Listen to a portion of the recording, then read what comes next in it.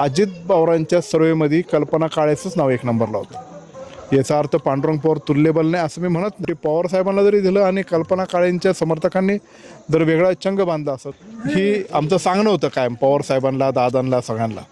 म्हणून दोन्ही राष्ट्रवादी एक झाले याचा आनंद आहे। आदिवासी समाज पण आता बरोबर आले आणि आदिवासी समाज मूळतः हा राष्ट्रवादी काँग्रेस पक्षाच्या विचाराचा आहे, पवार साहेबांच्या विचाराचा आहे। पांडुरंग पवार तर त्यांनी थेट तुमच्यावरती थोडंसं प्रश्नचिन्ह उपस्थित केले, तर ती नाराजी दूर करण्यात काय अपयश आलं का?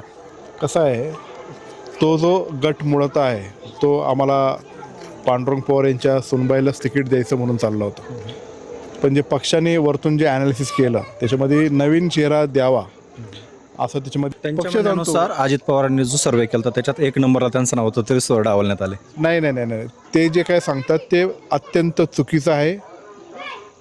अजित पवारांच्या सर्वेमध्ये कल्पना काळेचंच नाव एक नंबरला होतं आणि त्या हट्टापायी अजिंक्यची इच्छा नव्हती, पण त्याला काही लोकांनी प्रेशर करून तसं करायला लावलं। अक्षदा ही आमच्या घरातली आहे, माझा तिच्या प्रति जीव आहे, पण राजकीय दृष्ट्या तिने आणि तिच्या कुटुंबाने जे पाऊल उचलले हे आम्हाला मान्य नाही। किती सीट साधारण तालुक्यात आणि जिल्ह्यामध्ये काय परिस्थिती असेल राष्ट्रवादी? जिल्ह्याचं मला माहीत नाही, पण तालुक्यामध्ये आत्ताची सिच्युएशन आणि कॅल्क्युलेशन आम्ही जर केले, आम्ही जे रणनीती आखली त्याच्यामध्ये राष्ट्रवादी काँग्रेस पक्षाचे 8च्या 8 जिल्हा परिषद सीट्स हे निवडून येणारच।